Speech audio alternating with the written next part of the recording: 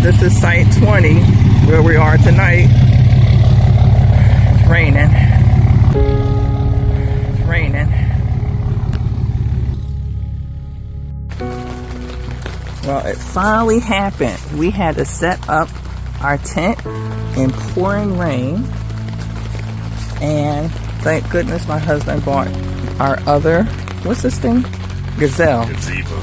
It's a gazebo. It's a Gazelle gazebo. Looking at our tent.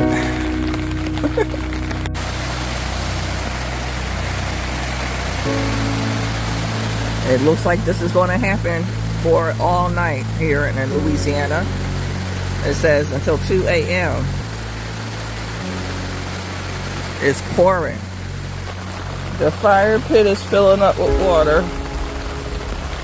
And we're right here. And then the other tent's right there. We haven't gone out to go look inside of it yet.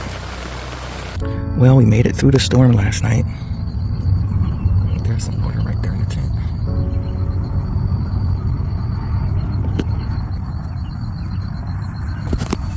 But we're dry. Let's praise the God of glory. Shout out about his story. Come on, let's take it to church. Yeah.